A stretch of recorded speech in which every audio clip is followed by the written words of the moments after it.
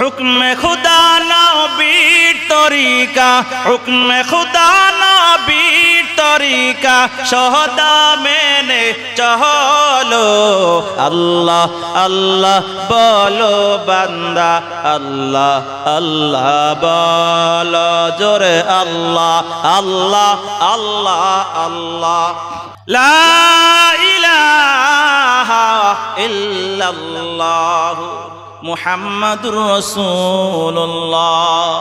আল্লাহর নামটা কত সুন্দর, যে আল্লাহর নাম জবান খুলে ডাক দিলে কলিজাটা ভরে যায়, ঠিক কি না বলেন? সবাই জোরে বলেন আল্লাহ আল্লাহ। আর চিৎকার দিয়ে জবান খুলে বলো আল্লাহ আল্লাহ আল্লাহ। क्या मुबारक नाम है अल्लाह अल्लाह, क्या मुबारक नाम है अल्लाह अल्लाह, आशिकों का काम है। আল্লাহ পাক রব্বুল আলামিন নামটা কত সুন্দর। ইমাম সিবওয়াই রাহমাতুল্লাহি আলাইহি একজন আল্লাহর ওলির নাম। সাধারণ মানুষ তার নাম না জানলেও অনেক উলামায়ে কেরাম এবং ছাত্ররা আছেন নামটা শুনে থাকবেন, যারা আরবি ব্যাকরণ পড়ে থাকেন, নাহু সরফ পড়েন। ইমাম সিবওয়াই রাহমাতুল্লাহি আলাইহি একজন আরবি ব্যাকরণবিদ। নাহবিবের ছাত্র আছেন এখানে, আছে না? নাহবি মিজান যারা পড়ে, ইমাম সিবওয়াই রাহমাতুল্লাহি আলাইহি একজন আরবি ব্যাকরণবিদ, আরবি সাহিত্যের অনেক অভিজ্ঞ একজন বিজ্ঞ আলেম, অনেক বড় বুজুর্গ। ইমাম সিবওয়াই রাহমাতুল্লাহি আলাইহি কয়েকজন সাথী সঙ্গী বন্ধু বান্ধব আলেমদেরকে সঙ্গে নিয়ে গল্প করতেছেন। উলামায়ে কেরামদের গল্প আমাদের গল্পের মতো নয়। আমরা তো দোকানপাটে 4-5 জন একত্রিত হলে, 4-5 জন মা বোন কোন জায়গায় একত্রিত হলে নানা প্রকারের সমালোচনায় আমরা লিপ্ত হয়ে যাই, কথা কয় না? ইমাম সাহেব কি করলো, ইমাম সাহেব এভাবে হাঁটে, ইমাম সাহেব আজকে এভাবে টুপি মাথায় দিছে, আজকে নামাজে এতটা ভুল করছে। নিজের কথা কিছু কয় না, সব অন্যের কথা, কথা কন ঠিক কিনা?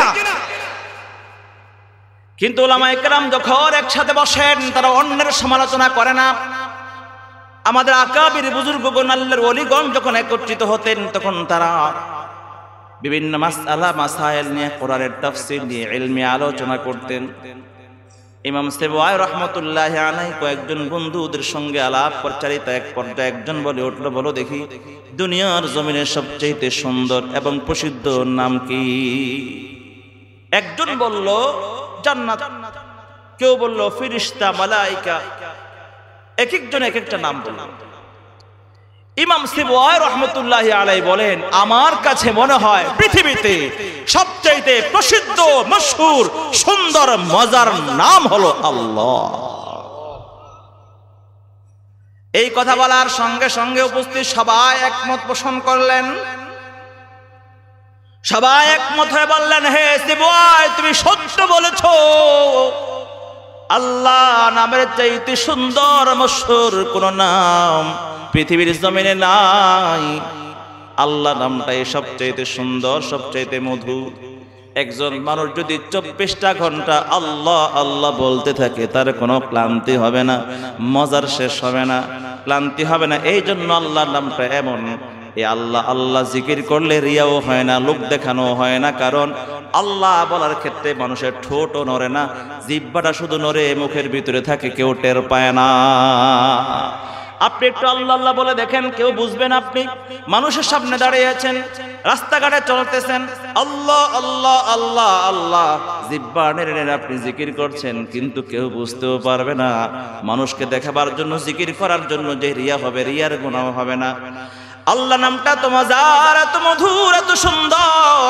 ইমাম সিবওয়াই রাহমাতুল্লাহি আলাইহি যখন মৃত্যুবরণ করেন, তার এক শাগরিদ স্বপ্নে দেখে ইমাম সিবওয়াইকে স্বপ্ন দেখে জিজ্ঞাসা করলেন, হে ইমাম সিবওয়াই, আল্লাহ তাআলা আপনাকে কেমন রেখেছে, আপনার সঙ্গে কেমন আচরণ করা হয়েছে?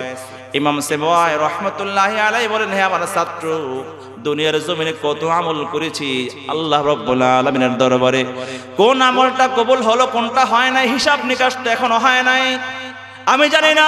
কিন্তু আল্লাহ পাক রব্বুল আলামিন আমাকে দুনিয়ার জমিনে যে হায়াত দিয়েছিলেন, একদিন আমাদের বন্ধু বান্ধবদের মজমার মধ্যে আমি আল্লাহ পাক রব্বুল আলামিনের নামকে সবচেয়ে মশহুর, সবচেয়ে সুন্দর নাম বলে সম্মান দেওয়ার বদৌলতে রব্বুল আলামিন আমাকে আমার কবরের জগতে আমার সম্মান ইজ্জত বাড়িয়ে দিয়েছে।